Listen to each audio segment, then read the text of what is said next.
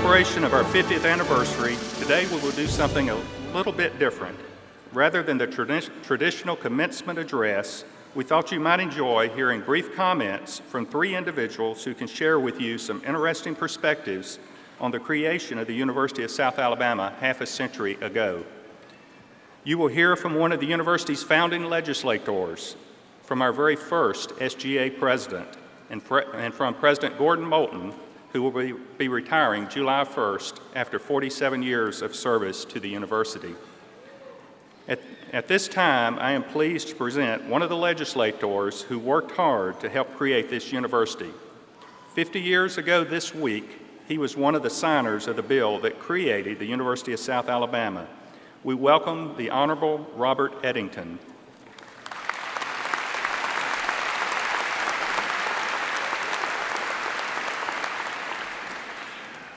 President Smith, President Moulton, faculty, and distinguished guests, congratulations to our graduates. They're the main ones here and the most important ones here today. Congratulate them and their families on their accomplishment for this day. Last Friday, May the 3rd, marked 50 years to the day since the University of South Alabama was founded by an act of the Alabama legislature, May 3, 1963. That's a long time back. With the stroke of a pen, the future of the Gulf Coast was forever changed up when George Wallace, then the governor, signed into law the act creating this great university. Without the support of Governor Wallace, there would not have been this university, because it takes this governor's support to pass anything big in the legislature, and he can kill anything. So he backed us all the way, over against all the efforts of some of those big schools up in North Alabama, like, my old alma mater, Alabama.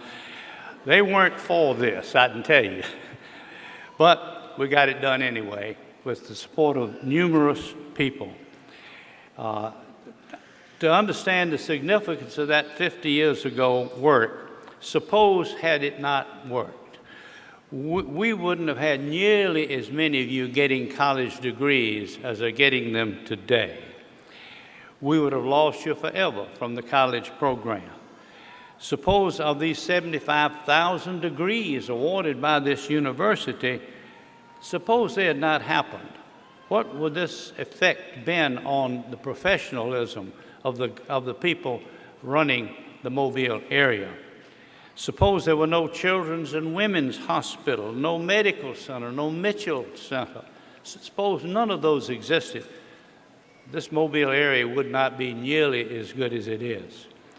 Suppose we didn't have the faculty members, researchers, and others who work in the city of Mobile constantly in helping with environmental issues, financial issues, all sorts of things, archaeology, everything you can think of. If you think about what these what-ifs mean, you'll have to agree that the University of South Alabama is the biggest, most effective thing brought into the Mobile region in modern history. There is no question about it.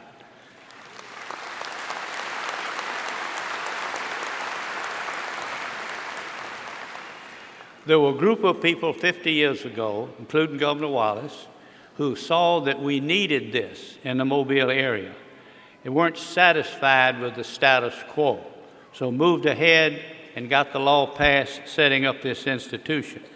And then of great importance was our founding president, Dr. Whidden, Dr. Frederick Whidden, who I can tell you, I was in the legislature at the time, and he called every day to push us ahead. He wasn't letting it slip 1 minute. And then he's been followed by our current president, Gordon Moulton, who has been equally powerful in pushing in the legislature to keep appropriations coming. It's been said that to whom much is given, much is expected. Each of you as graduates has benefited from the efforts of all of these people over the past 50 years. And all of those who were here 50 years ago when it started, we just have one request, that when you go out of here today, that you leave with a passion and determination to make this area, or whatever part of the Deep South or the country you might be from, or from overseas, that you make it your guiding principle to see that things get better. That's what this university is really all about, to move things ahead wherever it's associated. So that's really your duty, in my opinion. Let's move ahead, have progress, better relations with other countries, better relations with other people. This is all so important because from your leadership, that's what's going to move this country ahead in the future. Not folks that have been kicking around in it for 50 years like me, but it's your responsibility now. And congratulations to everybody in this great graduating 50-year class. Thank you.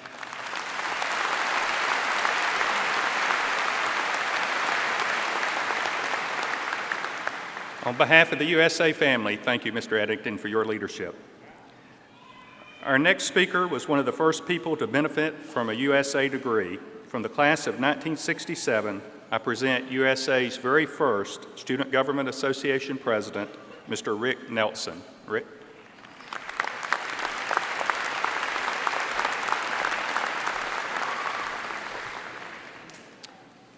As Dr. Smith said, I am Rick Nelson, and I'm a proud member of the University of South Alabama class in 1967.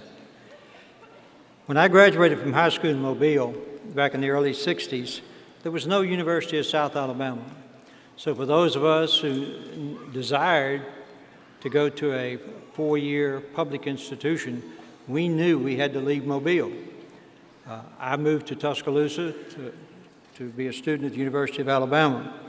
However, for a number of reasons, I was not able to stay, so I knew I had to return home to be closer to my family and my home. When I returned, I was thrilled to see that the University of South Alabama had become a reality and was accepting students, so I enrolled right away. Ultimately, when the Student Government Association was formed, I was fortunate to be the first person elected president. That experience and the high-quality education I received at USA, both inside and outside the classroom, changed my life forever. I also saw the lives of my friends improve because for the first time, they would have local access to public higher education. When I came to South Alabama as a student, there were two buildings on this campus. What is now the Whitten Administration Building and the classroom building next door. That was the entire University of South Alabama. But USA had a lot more to offer, and something far more important to offer than bricks and mortar. USA had a caring faculty and staff who were dedicated to the success of each student. That tradition, I know, continues today.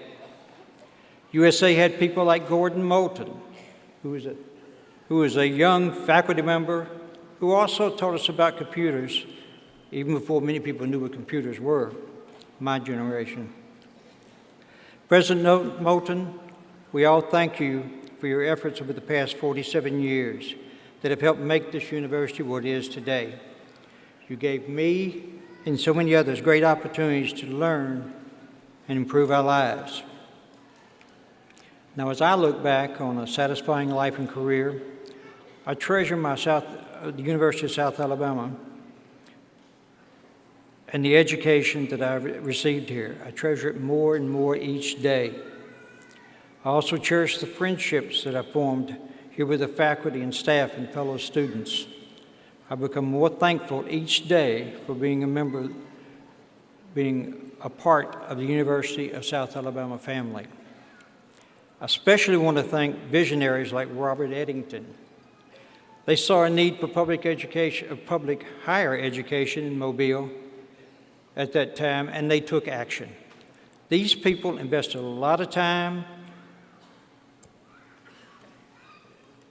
and overcame many obstacles so you and I could benefit from the University of South Alabama education. Mr. Eddington, we appreciate what you have done for all of us. As you prepare to graduate today and embark on your lives, I leave you with these thoughts. You and I have benefited because people before us saw a need and acted on it. These people invested time, resources, and efforts with no expectation of personal benefit. They were driven by the hope and faith that people in the future would have those of us just to carry on the situation and provide opportunities that they did not have. I encourage each of you to take a stock of the needs of your community, your state, and your world. Take a leadership role in meeting these needs and improving the lives of each person that you meet. And then, 50 years from today, you too can have the satisfaction of having touched the lives of those forever enhanced by the University of South Alabama. I want to congratulate all the graduates out there, and thank you very much.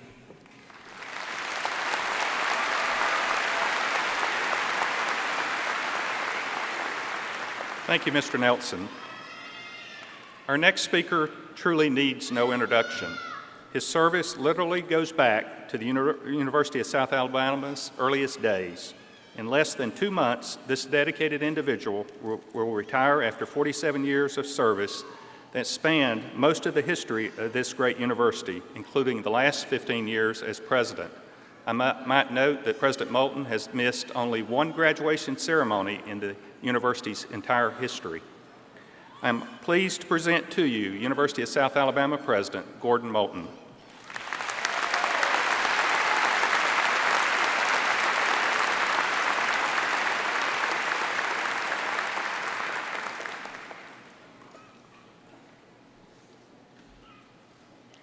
Friday, May 3rd, 2013. It's a colossal milestone for this institution. 50 years, a half century of research, teaching and research and service, and a student body of 15,000 and growing.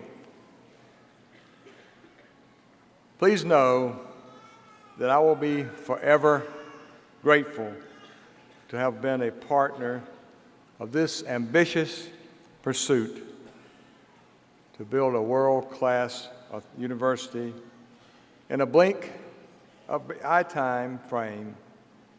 And don't you agree?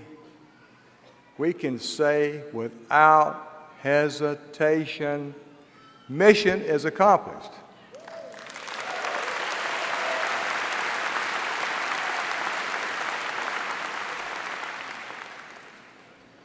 And in the event you haven't heard, your university received on its 50th birthday the largest monetary gift ever bestowed on a university in this state. A gift of $50 million. $50 million.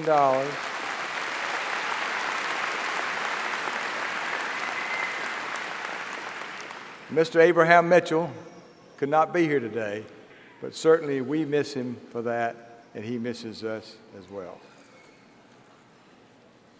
From Bob Eddington's remarks and those our first SGA president, Rick Nelson, it's obvious that literally thousands have made this day possible. The commission embraced us, believed in our mission. Our campus family, local government, and state officials, the phenomenal contribution of our hospital employees, children and women's, USA Medical Center, and the Mitchell Cancer Institute, our diligent board of trustees, our distinguished alumni, and especially you, our impressive student body. I seriously doubt that any of you in this graduating class even existed when I came to work in this place almost 47 years ago. It was June 1st, 1966, and I had graduated from Emory University less than a week earlier. Emory also happened to be your first president's alma mater. Who knows? Who knows? Maybe that accounts for my being hired. That same young Frederick Palmer Whidden, who gave me the opportunity to work here, he had the tenacity to see this university through its very difficult early years. As I was saying, Dr. Whidden had offered this 26-year-old, I was only 4 years older than most of you are, a teaching position in the College of Business at an annual salary of $9,500. My ego was elevated, I'll tell you. Never having ever been to Mobile, Alabama, my young wife, Jerry, and I were cautiously excited. We packed our nicest clothes and a nice chest filled with food for the road. We climbed into our royal blue, not air-conditioned, Volkswagen Beetle, turned on our AM radio to its highest volume, sang along with Elvis, all shook up, a little Simon and Garfunkel, Frank Sinatra, and the soothing sound of Herb Alpert and the Tijuana Brass, and we headed for Spanish Fort, all in a single day. We overnighted in a small motel at the top of the hill and eagerly committed our trip the following morning. Stopping for fuel on the causeway, I asked the attendant for directions to the University of South Alabama. He paused. He had never heard of it, had no idea. This was a little unnerving, to say the least, to my already skeptical bride. Well, we drove and finally found it, by sheer luck. There it was, an entire university in 2 buildings. Dr. Whidden and the group he hired were convinced. However, from the very beginning, that USA would be a success, faculty and staff were multitaskers. We did whatever it took to get the job done.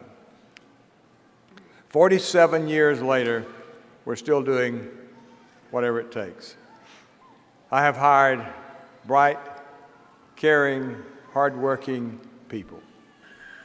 We have faced some really tough times, but thanks to the unwavering support of our so many, including you, our student body, we turn problems into opportunities, and you can be assured that today you have earned a degree guided by some of the country's most devoted and qualified faculty.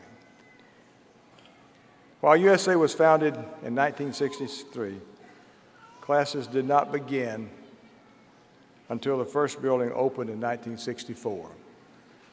I came in June of 1966. I attended the graduation of USA's first class in 1967. I was in attendance when a young Rick Nelson received his diploma, and I attended every single commencement since 1967. Until my medical interruption this past October, I made sure I was in the audience or on stage to magnify the accomplishments of more than 70,000 graduates of this university. I've also been blessed beyond measure to have my wife's support. She's smart, she's creative, energetic, and in the development of this campus, she has been priceless. Thank you.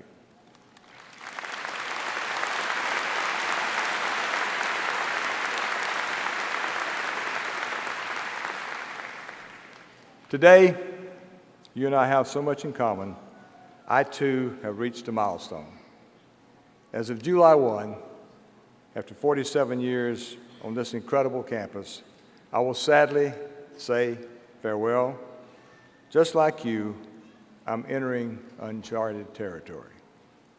Like you, my work here is complete. Unlike you, however, I take with me a huge reservoir of personal satisfaction and peace of mind.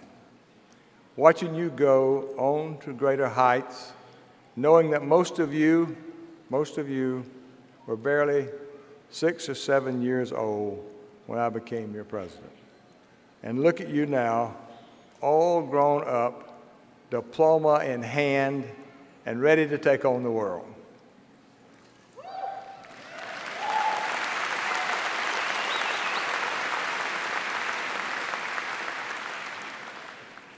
Hopefully you and I will return again and again to this campus.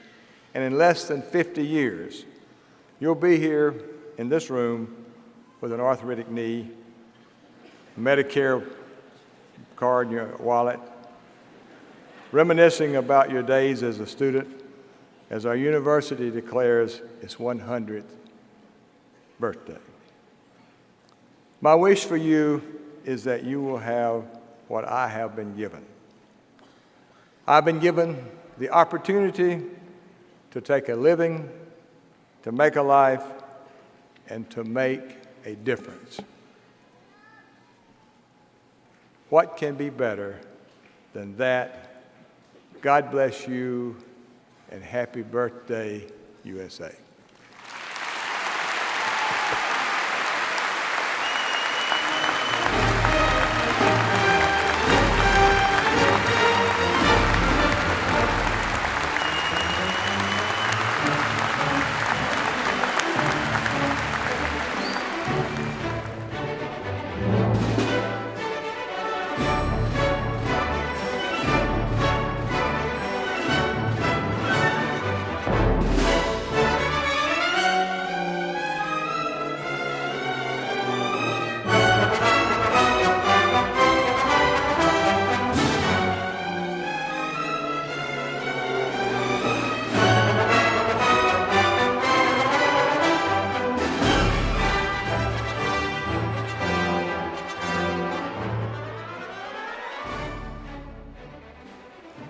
Now that you have joined the family of University of South Alabama alumni, the president of your National Alumni Association would like to greet you. I now present Mark Hoffman of the class of 1975.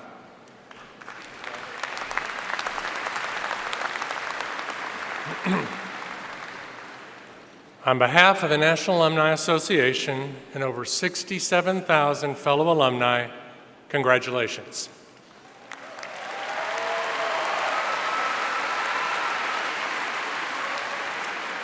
You are now part of a large and growing family that stretches from coast to coast and literally around the world. Established in 1974, the National Alumni Association grew to 3,500 members over its first 37 years, but in the last 2 years alone, we've added 1,100 new members. We now have 13 chapters across the United States and 4 professional societies. I encourage you to become an active member of our alumni family. And for new graduates, your first-year dues are only $10. And I bet many of you here today have a proud parent or relative who'd be more than willing to spring for that. I'd like to invite you to stop by the National Alumni Association table in the northeast corner of the Mitchell Center near the Globe immediately following commencement. We have a memento for you as our newest alumni. And again, congratulations on your wonderful achievement. Good luck in all your future endeavors. Go Jags.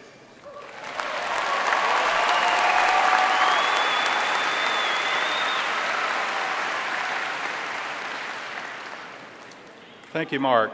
Will the class of spring 2013 please stand?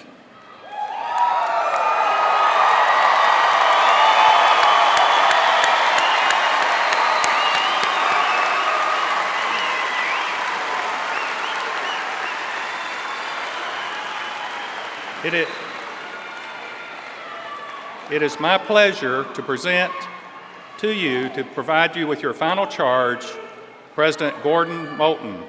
President Moulton.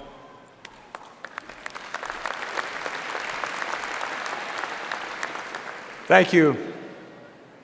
Since this is my likely opportunity for the final charge, you wouldn't mind if I went on 15, 20 minutes, would you?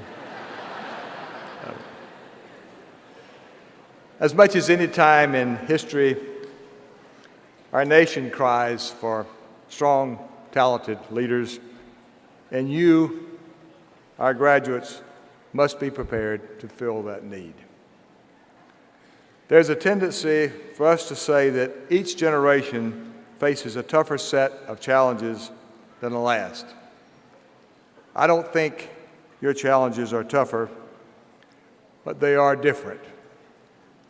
It will be your belief and dedication to a free, responsible, and fiscally healthy society that will determine our future. A friend provided me with the following words from a Talmud with a thought that they might fit into a message to our students.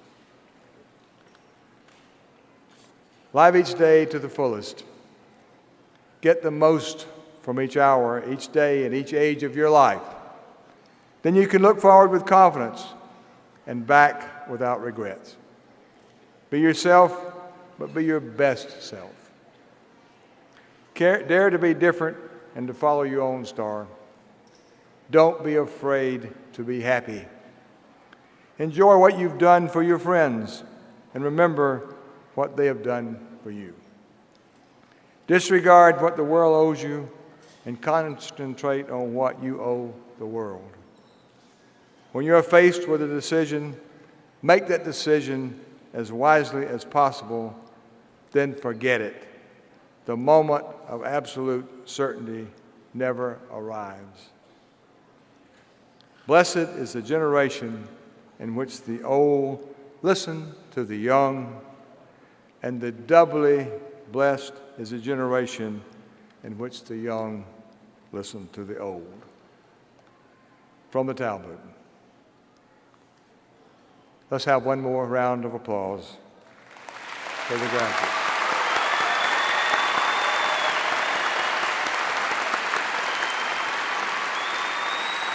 Thank you. Thank you. You may be seated. Visitors, please remain seated until the platform party, faculty, and students have marched out of the arena. Thank you for joining us to honor our graduates.